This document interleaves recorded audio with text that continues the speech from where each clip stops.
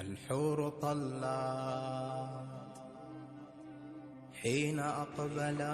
حضرت عثمان رضی الله عنه هغه سړی و چې الله تعالی په کومه قرباني کې هغې ته په کوم شکل شهادت ورکړي چې هغې ته الله تعالی څومره عظیم شهادت، هغې ته الله تعالی په څومره قرباني او په څومره لوړو مرتبو کې شهادت ورنصیب کړي. غالبا مواهب اللدنیه لیکلی دي، قاضي عیاض رحمه الله په شفا کې لیکلی دي. یو روایت را نقل کړی دی حضرت عثمان رضی الله عنه چې کله خلیفه د خلافت 13 کاله بعد مدینه منوره کې یو صحابي وفات، چې کله هغه صحابي وفات سلو نو حضرت عثمان رضی الله عنه جنت البقیع درې ته د هغه صحابي جنازې ته راغی. چونکې هغه وخت کې عادت دا و چې کوم څوک به د مسلمانانو خلیفه و، د مسلمانانو د لمانځه امام به هم هغه و، د مسلمانانو د جنازې امام به هم هغه و، د مسلمانانو د جنازې لمونځ به هغه کاوه. چې کله د جنازې کولو اراده وسوله نو حضرت عثمان رضی الله عنه د دې مرده سینې ته برابر ودرېدی.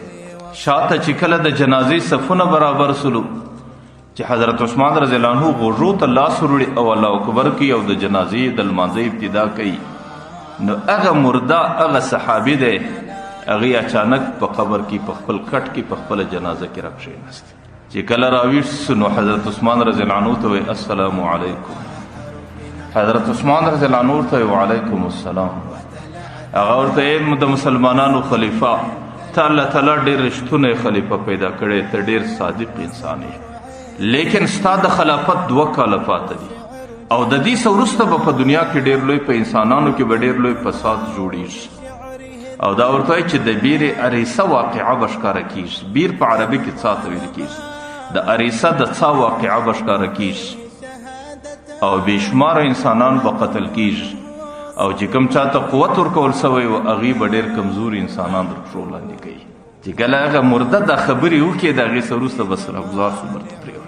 صحابه را وغورځېدو چې کله هغه مرده یې سره وښوراوی د هغې څه کفن په پورته کې هر څه چې وسو په هغې کې د سا بلکل یوه ذره پاته نه ده. حضرت عثمان رضی الله عنه هغې ته د جنازې لمونځ ورکوي. د جنازې د لمانځه څه وروسته هغه یې جنت البقیع دره کې په قبر کې دفن کوي او پټې کوي. چې کله 1 کال نور تیر سو د دې واقعې نو حضرت عثمان رضی الله عنه یو ورځ بیر اریسه ته راغلی. مدینه منوره کې مشهور څا و او پیغمبر علیه الصلاة والسلام به ورته راتلی، اوس هم عربو پر هغه ځای یو ځای راګرځولی دی. چې کله حضرت عثمان رضی الله عنه بیر اریسه ته راغلی د بیر اریسه پر غاړه باندې ناست دی، ځکه پیغمبر علیه السلام به دلته کښېناستی. د ده په لاس کې د پیغمبر علیه الصلاة والسلام مهر دی چې پر هغې باندې لیکلی دی محمد رسول الله. چې پیغمبر علیه الصلاة والسلام به کوم چاته خط ور استوی نو د هغې په اخر کې به هغه مهر ورباندې چې کله دی خپل لاس مینځي یا پر څا باندې ناست دی نو دې دوران کې هغه مهر د پیغمبر علیه الصلاة والسلام اچانک په دې څا کې ځینې راس. د حضرت عثمان رضی الله عنه سره د هغې مهر ډېر زیات غم ورسره. حضرت عثمان رضی الله عنه ډېر پریشان نس. دستې صحابه کرام را طلب کړو او د هغې چا دپاره چې کم څوک د دې ساسه دا مهر دوباره راکاږي د هغې دپاره 1,00,000 دراهم اعلان وکړي. چې کم چا دا مهر برته ماته راوکړي د هغې دپاره انعام 1,00,000 روپۍ دی. د هغې څا اوبه ډېرې زیاتې هم نه وې، د انسانانو در نامو در جګرې پورې د هغې اوبه وې. نو صحابه کرامو کې بعضې انسانانو روغورځېدو، د څا ټولې اوبه یې راوکښې، د څا ټولې خاورې یې راوکښې او ټوله څا یې پرله واړوئ، لیکن د پیغمبر علیه السلام هغه مهر پیدا نه سو. ځکه هغې مهر د پیغمبر علیه الصلاة والسلام د حکومت مهر و او هغه مهر کې دا برکت و. روایاتو کې لیکلي دي که چیرې هغه مهر پاته وای الله تعالی د دې مځکې څه نه وی پورته کړی بیا به در قیامته پورې د پیغمبر علیه السلام د متبعینو حکومت چلیدی. بیا به در قیامته پورې هغې خلکو ته حکومت الله تعالی ورکوی چې در څو پورې دا مهر په دې امت کې وای چې کوم خلک د پیغمبر علیه الصلاة والسلام تابعدار خلک دي. لیکن ما درته ویل دنیا امتحانی دنیا ده او دا ژوند امتحانی دی او د دې دنیا وجود الله تعالی د امتحاناتو دپاره کړی دی چې د انسانیت امتحان په دې دنیا کې اخی. نو الله تعالی د خپل حکمت په خاطر هغه مهر د مځکې څخه ختم کړي. چې کله د پیغمبر علیه الصلاة والسلام مهر نبوت ختم سو ورک سو نو دې دوران کې حضرت عثمان رضی الله عنه باندې مدینه منوره کې اعتراضونه شروع او د خلکو په مجلسو کې د حضرت عثمان رضی الله عنه شکایتونه شروع. او خلقو برملا د حضرت عثمان رضی الله عنه سره نفرت او غیبت روان کې. په بعضې مجلسو کې د حضرت عثمان رضی الله عنه خبرې هغې په ډېر ناوړه او په ډېر بیکاره شکل باندې کېدلې. یو روایت کې راځي مدینه منوره کې یو سړی دی هغې کوترې الوزوي. حضرت عثمان رضی الله عنه ورته وایي چې دا د پیغمبر علیه الصلاة والسلام ښار دی، د پیغمبر کلی دی، او دی کې د پیغمبر علیه السلام روضه ده، او دی کې د صحابه کرامو مدفن او مقبره ده، نو دی کې د پجارو د پوساکو عمل مناسب نه دی. نو هغه سړی د دې کاره څه بند کړي. پیغمبر علیه حضرت عثمان رضی الله عنه د هغې کوترې وزران ورغچي کړو. چې کله یې غچي کړو هغه سړي د دغه ورځې څخه د حضرت عثمان رضی الله عنه دښمني روانه کړه. په هر مجلس کې د حضرت عثمان رضی الله عنه بد ویل، او په هر مجلس کې به د حضرت عثمان رضی الله عنه سره ډېر نفرت ښکاره کوي. یو روایت کې راځي یو سړي په مدینه منوره کې هغې غلیل جوړ کړی و، ربڼ چې بولي چې کوم وارې پکوي، نو ډېر څله به مسلمانانو ته په هغې باندې تکلیف ورکوی. حضرت عثمان رضی الله عنه چونکې د علاقې حاکم ولو او د مدینې منورې متولي او خلیفه ولو، نو حضرت عثمان رضی الله عنه چې خبر سو د هغې هغه پاډې ورپرې کړي. چې کله یې ورپرې کړي دې سړي هم د دې ځایه سدستي د حضرت عثمان رضی الله عنه دښمني شروع کړه. نو مدینه منوره کې د حضرت عثمان رضی الله عنه دپاره ورځ په ورځ باندې حالات خرابېدل. مدینه منوره کې یو یهودي و عبدالله ابن سبا، هغې د حضرت عثمان رضی الله عنه په وخت کې په اسلام ځان مشرف کړ، او هغه اسلام یې صرف د منافقت په خاطر باندې قبول کړ. او بیا مدینه منوره کې په هغې مجلسونو کې شرکت کوی چې کومو مجلسونو کې به د حضرت عثمان رضی الله عنه متعلق بدې خبرې کېدلې. لیکن بیا عبدالله ابن سبا د مدینې منورې څخه ولاړی په بصره کې لږ فساد جوړ کړی. د بصرې څخه ولاړی کوپې له په کوپه کې هم څه په لاس نه ورلو. پر څلورم نمبر د مدینې څخه بصرې له ولاړی، د بصرې څخه کوپې له ولاړی، د کوپې څخه برته مصر له رالی. په مصر کې چې کوم د مصر خلک څو زمانه چې د هغې سره تېره کړله هغې یې پر ځان باندې راټول کړو. یو ځل یې هغو ته دا تشویش ورکړئ چې ستاسو په عقیده کې پیغمبر ښه دی که عیسی علیه السلام؟ هغو ښکاره ورته چې زموږ په عقیده کې پیغمبر علیه السلام د ټولو انبیاو څخه افضل دی.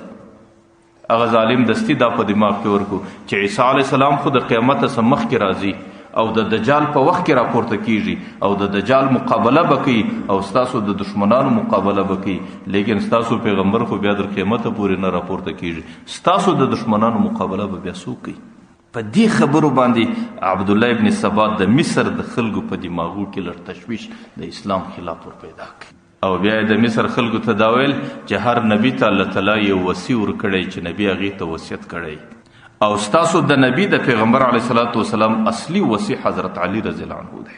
هغې ټوله وصیت حضرت علي رضی الله عنه ته کړی دی، لیکن حضرت عثمان رضی الله عنه هغې غاصب دی، په زور باندې د حضرت علي رضی الله عنه خلافت قبضه کړی دی. چې کله په دې خبرو کې هغه خلک راوستو او ټوله ساده لوحه انسانان ولو، نو هغې ورته ویل چې زموږ دپاره څه کول پکار دي؟ نو ده ورته ویل چې د ټولو څه مخکینی قدم دا دی چې حضرت عثمان د خلافت څخه معزوله کړي او د دې پر ځای باندې حضرت علي د خلافت پر منصب باندې راوړي. بیا یې ورته ویل چې د دې دپاره به طریقه کار څنګه وي؟ نو هغې ورته ویل چې د دې دپاره طریقه کار دا دی چې تاسو د مصر د طرفه د مصر د خلکو په نمایندګي باندې حضرت عثمان ته خطونه ور شروع کړي چې زموږ د مصر حاکمان زموږ سره ډېر ظلم کوي او زموږ سره ناجایز کوي او زموږ څخه غلط ټکسونه اخلي او پر موږ باندې ډېر ناروا اعمال کوي، نو زموږ د مصر حاکمان راته بدل کړه. ورته وایي چې د دې ځای څخه تاسو د خپل عمل ابتدا روانه کړئ. حضرت عثمان رضی الله عنه ته د مصر څخه خطونه راغلل، په هغې کې دا لیکلي دي چې زموږ نوره زندګي ډېره په خوشحالي او په راحت کې ده، او ته د ټولو قوم امیر المؤمنین او خلیفة المسلمین، لیکن ستا د طرفه چې کوم حاکمان او والیان پر موږ باندې ټاکل سوي دي هغه زموږ سره ډېر ظلم کوي. نو زموږ تمنا دا ده چې دا حاکمان دې زموږ څخه بدل شي. په دغه شکل باندې دا خطونه د بصرې څخه واستول سو، په دغه شکل دا خطونه د کوفې څخه واستول سو. حضرت عثمان رضی الله عنه چې کله خطونه وکتل نو ډېر ورته حیران سو چې ما خو د مصر والیان ډېر صالح انسانان ټاکلي دي او ما خو پر کوفه او بصره باندې اکثریت داسې خلک دي چې د پیغمبر صحابه دي، بیا دا خلک څنګه شکایت کوي؟ نو هغې د مصر خلکو ته دا خط راواستوی، ورته وایي چې کله د حج موسم راورسیږي تاسو چې کم خلک معترضین یا اعتراض کوئ هغې به هم راسئ د حج لا، او چې کم زما والیان دي د مصر او د بصري او د کوفې دا به هم زه ټول راغواړم حج ته، او د مکې مکرمې په حرم کې که ستاسو سره ظلم سوی و د ټول قوم په مخ کې به د دې والیانو څخه زه ستاسو قصاص اخلم. چې کله خط د مصر خلکو ته رالی هغې کې هغه غوغا او شور کم سو. چې کله د حج موسم رالی نو حضرت عثمان رضی الله عنه د مصر د کوفي او د بصرې ټول والیان یې راطلب کو چې سږ کال به تاسو ټول حج لره حاضرېږئ. چې کله هغه خلک ټول حج لره حاضر سلو نو مکه مکرمه کې چې حضرت عثمان رضی الله عنه تلاش وکړي چې کم معاندین او کم مخالفین او کم خلکو د اعتراضي خطونه راستول په هغې ټولو انسانانو کې یو هم د حج له نه دی حاضر سوی. چې کله نه دی حاضر سوی نو حضرت عثمان رضی الله عنه د مصر او د بصرې والیانو او حاکمانو ته ویل چې خلکو تاسو ولې د دې عوامو سره ظلم کوئ. هغې د خپل کال ټوله زندګي د هغې مخ ته کښېښوله چې موږ په خپله زندګي کې د چا سره ظلم په عوامو کې نه دی کړی. ورته ستاسو دغه د شکایت خطونه بیا ولې ماله راځي؟ نو هغې ورته ویل چې دا خلک ټوله درواغ وایي، دا زموږ خلاف یو سوچ لري، یو فکر لري، یو منصوبه جوړوي. او ورته وایي که چیرې دا خلک په دې خبره کې رښتیا وایي اوس به دوی هم را حاضر سوي وایي، لیکن دې خلکو کې یو سړی هم نه دی حاضر. حضرت عثمان رضی الله عنه د حج د سفره څخه وروسته مدینې منورې ته راځي. مدینه منورې کې چې کوم خلکو د حضرت عثمان رضی الله عنه خلاف غوغا جوړه کړې ده او غلط مجلسونه کوي، د حضرت عثمان رضی الله عنه سره حضرت معاویه رضی الله عنه ملګری دی. حضرت عثمان رضی الله عنه حضرت معاویه رضی الله عنه ته وایي دا خلک زما څه غواړي، دا خلک ولې پر ما باندې اعتراض لري. حضرت معاویه رضی الله عنه ورته وایي چې دا خلک در حقیقت ستا خلاف یو فتنه جوړوي او د هغې دپاره بهانه دا جوړه کړې ده چې ته په خپل حکومت کې په خپل خلافت کې د خپلو قریبانو د خپلو رشته دارانو سره ډېر احسان کوي، هغوی ډېر نازوي او زموږ سره هغه ناز نه لري، دا یې ستا دپاره یو بهانه جوړه کړې ده. حضرت عثمان رضی الله عنه ورته د هغې یو نمونه ورته ستا په رشته دارانو کې مروان دی، تا هغې ته د بیت المال څخه 15,000 دراهم ورکړي دي. ستا په رشته دارانو کې عبدالله ابن خالد دی، هغې ته تا 50,000 دراهم ورکړي دي. حضرت عثمان رضی الله عنه هغه 2 کسان را طلب کړلو برته هغه ځینې واخیستل. لیکن حضرت معاویه رضی الله عنه ډېر هوښیار انسان، هغې ورته ویلې د مسلمانانو خلیفه د دې خلکو صرف بهانې دي، د دې خلکو صرف حیلې جوړې کړي دي، دا خلک ستا و قتل ته یو لار جوړوي او دا خلک پر تا باندې حملې کولو ته یو فریب یو مکر جوړوي. او دی وخت کې حضرت معاویه رضی الله عنه د شام والی و، ورته د مسلمانانو امیره زما سره ولاړ شه شام ته، ځکه د دې خلکو د دې مکر او د فریبه څخه به ته محفوظه سې، نو په شام کې زما سره ډېر حکومت دی، زما سره ډېر دولت دی، په شام کې به زه په ښه شکل ستا حفاظت وکړم. حضرت عثمان رضی الله عنه ورته وایي چې ما خو د پیغمبر علیه الصلاة وسلام ملګرتیا په یو شکل کې نه پرېږدم او نه زه د پیغمبر علیه الصلاة وسلام د روضې څخه وتلی سم، ځکه ما ته پیغمبر علیه الصلاة وسلام په د خولې څخه دا اورېدلی دي چې کم څوک دا تمنا لري چې ما له مرګ په مدینه کې راسي نو هغه دې دا کوشش وکړي چې مرګ په مدینه کې ورله راسي، فلیمت بها، هغه دې مړ او خپل مرګ په مدینه کې کړي.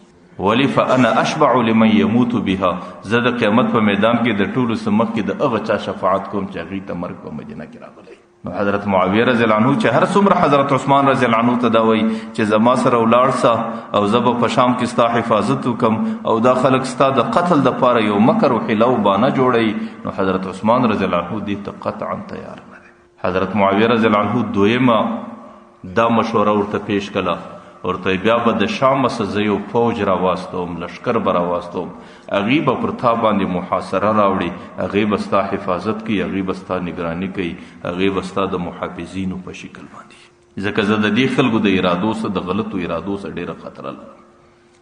حضرت عثمان رضی الله عنه سره چونکې د مدینې منورې ډېره مینه وه، حضرت عثمان رضی الله عنه ورته وایي چې نه، زما زندگی چې در څوک په مدینه کې زما د ذات په خاطر به د مدینې پر خلکو باندې تنګي نه راځي. که چیرې ته دا شام څخه ما ته فوج راوستی، ما ته عسکر راوستی او زما د حفاظت دپاره دلته خلک ډېر کې، هسې نه چې د مدینې پر خلکو باندې تنګي راسي. او دریم ځل هغه ورته ویل چې عثمانه بیا خو دا معلومیږي چې ته خپل مرګ ته تیار یې، ته خپل شهادت ته تیار یې، ځکه دا خلکو ستا د شهادت او د مرګ اراده کړې ده. دی په جواب کې ورته وایي حسبي الله ونعم الوکیل، زما الله زما د پاره کافي دی او زما الله به زما حفاظت کوي. چې کله حضرت معاویه رضی الله عنه شام ته روانیش، هغې د سفر لباس اغوستی دی، هغې د سفر زاد و راحله برابر کړي دي او راځي حضرت عثمان رضی الله عنه امیر المؤمنین دی، خلیفۃ المسلمین دی، د هغې سره خدای پامانی کوي او د هغې سره رخصت اخلي. حضرت معاویه رضی الله عنه چې کله رالی، حضرت عثمان رضی الله عنه مسجد نبوي کې څه کسان ورباندې راټول دي ورسره ناست دی. باره دې ټولو خلکو ته وایي خلکو دا بوډا دا د پیغمبر علیه صلات وسلام خلیفه دی او دا د پیغمبر علیه صلات وسلام ذوالنورین زوم دی او د دې په خاطر د الله تعالی څخه وبېرېږئ. کمې د دې سره غلطه رویه وکړه الله تعالی به بیا تاسو باندې ډېر زیات فسادونه مسلط کړي. حضرت معاویه رضی الله عنه د دې خبرې د کولو څخه وروسته باره د شام پر طرف باندې رخصت شو. حضرت عثمان رضی الله عنه په مدینه منوره کې زندگی تیروي. نو حضرت عثمان رضی الله عنه ته بیا د شام د خلکو خطونه را شروع چې کله څه زمانه تېره سوله، د حج دویم موسم را ورسېدی، نو د شوال په میاشته کې چې زموږ او ستاسو په عرف کې د کشني اختر میاشته بولي، په دې کې د مصر 1000 کسان د بصرې 1500 کسان د کوفې 100 دا 2500 کسان د حج په بانه باندې مدینه منورې ته راغلل. او چې کله مدینه منورې ته راورسېدو نو پر مدینه منورې باندې داسې شاوخوا محاصره غوندې جوړه کړه. حضرت عثمان رضی الله عنه چې کله د هغې په غلطو ارادو باندې پوس، نو حضرت علی رضی الله عنه مشر صحابي دی، هغې را طلب کوي، ورته یې علي ته ورسه د دې خلکو مطالبه څه ده، دا خلک څه غواړي چې پر مدینه باندې محاصره اچولې ده، چې د هغې کومه مطالبه یې زه د هغې هرې مطالبې پر کولو ته تیار یم. حضرت علی رضی الله عنه چې کله وله ورغلی د هغې خلکو سره خبره وکړه، نو هغې ورته ویل چې موږ په مصر کې د خپل حاکمه څه تنګ یو، د خپل والي څه تنګ یو. د مصر والی د معزوله سي او د دې پر ځای د محمد ابن ابي بکر د ابوبکر بچی دی، دا د والی سي. حضرت عثمان رضی الله عنه چې دا خبره واورېدله، باره دستي وایي زما د طرفه منظوره ده. بس دستي محمد ابن ابي بکر ته خپله روکه د ولایت په لاس ورکړه، هغه یې د خپلو ملګرو سره د مصر طرف ته واستوئ. او په دې وخت کې دغه چې کم بلواګر راغلي وو او چې کم خلک راغلي ولو د مصر او د بصرې، هغه پر خپل ځای باندې غلي پاتې. لیکن دې وخت کې چا شرارت جوړ کړی؟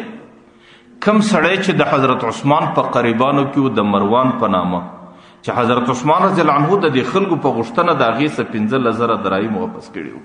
هغې په خپل بغض و عناد کې ول، هغې دستي د حضرت عثمان رضی الله عنه په پټه باندې یو خط تیار کړ او خط یې د مصر د زاړه والي پر نامه باندې ولیکه او هغې ته دا ولیکل چې دا خط د امیر المؤمنین د خلیفۃ المسلمین عثمان د طرفه دی، چې کله محمد ابن ابي بکر د ولایت په اراده باندې مصر ته در ورسېدی، د ټولو څه مخکې به دی قتل کړي او د ده سره چې پلان صحابه ورسره دي هغه به ټول ورسره قتل کړي او د هلته به بعضې نور کسان چې د هلته دي هغه به محبوس کړي. دا د امیر المؤمنین او د خلیفۃ المسلمین پیغام دی. حضرت عثمان رضی الله عنه مهر یې پیدا کړی، پر خط باندې مهر ووهل. د حضرت عثمان رضی الله عنه خصوصي غلام یې په ډېرو پیسو باندې دې ته تیار کړی او د حضرت عثمان رضی الله عنه د کور پر وشه باندې سپور کړي او مصر ته روان کړي.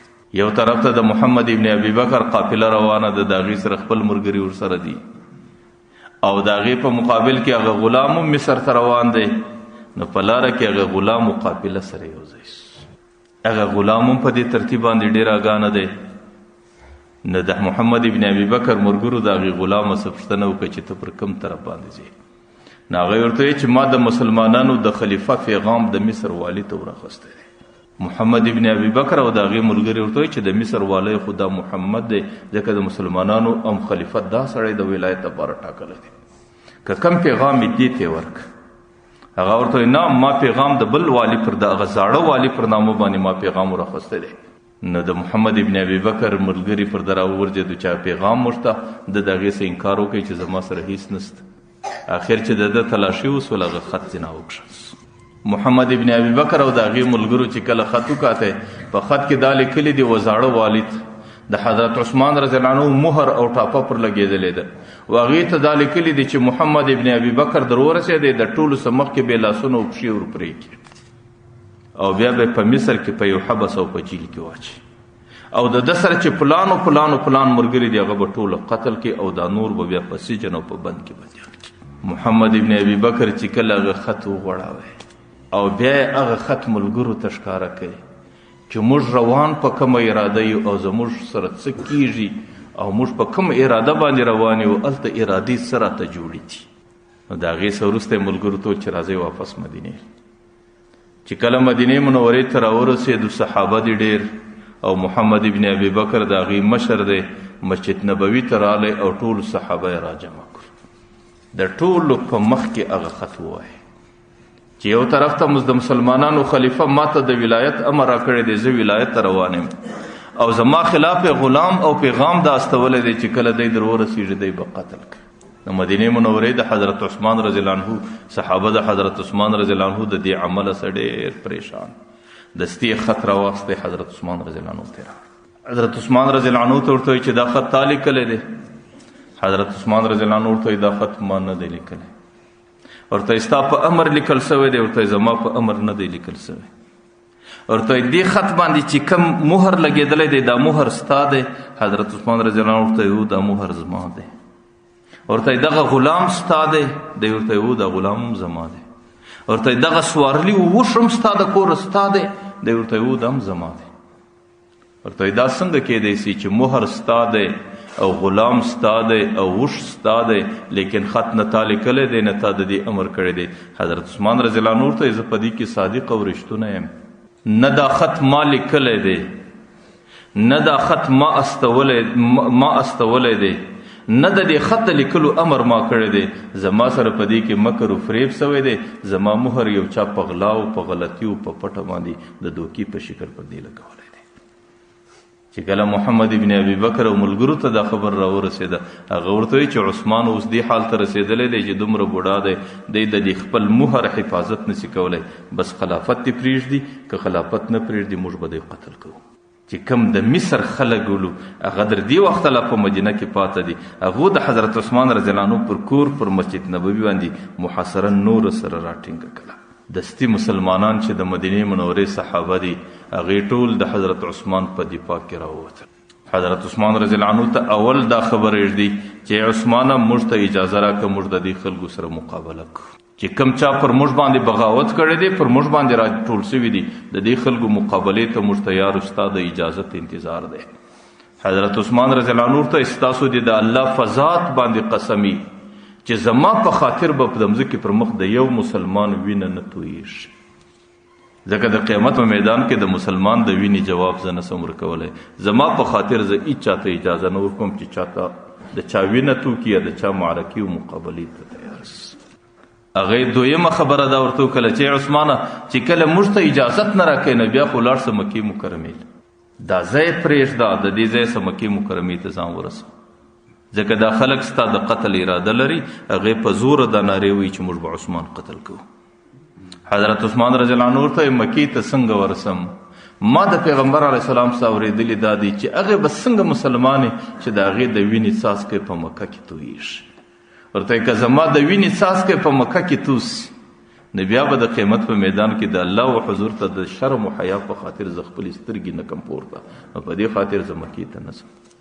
هغې دریم پیغام دا ورته ږدي چې عثمانه چې کله مکې ته نه ځې نو بیا دې خلکو ته د خلافت په لاس ورکړه، خلافت پرېږده، بس د دې خلافت در سر تېر شه، د دې څه استعفا ورکړه، دی تېر پرېږده. حضرت عثمان رضی الله عنه ورته وایي زه به یې څنګه پرېږدم؟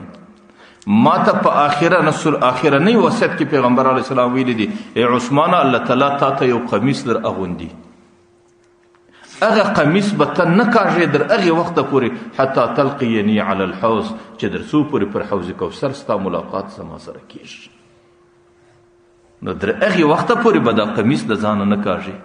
ورته هغه قمیص تعبیر پیغمبر علیه السلام ما ته د خلافت کړی دی چې الله تعالی زما څخه وروسته تا ته خلافت درکوي او خلک به راځي ستا څخه به خلافت اخلي او هغه خلافت به دې خلکو ته د راسته نه ورکوي چې در څو پورې پر حوض دې زما سره پر حوض کوثر دې زما سره ملاقات کېږي.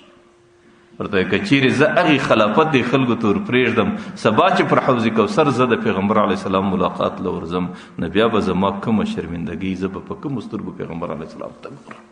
حضرت عثمان رضی الله عنه هغې خلکو ته وایي چې یو عمل کولی سم، چونکې د حضرت عثمان رضی الله عنه د شهادت واقعه وه نو هغې ډېره اوږده ده او وخت ډېر مختصر دی، نو که چیرې بیا زندگی وه د دې هغه بله حصه به بیا غالبا پر روانه جمعه کې بیانو. الله تعالی دې زموږ امتحاني زندگی په خیریت و عافیت باندې کړي، چې څومره انسانان زموږ د دې امت څخه په فتنو و مشکلاتو کې راغلي دي، الله تعالی دې اجرونه ورکړي، الله تعالی دې د دې امت د ټولو شهیدانو شهادتونه قبول کړي. وخت مختصر دی. واخر دعوانا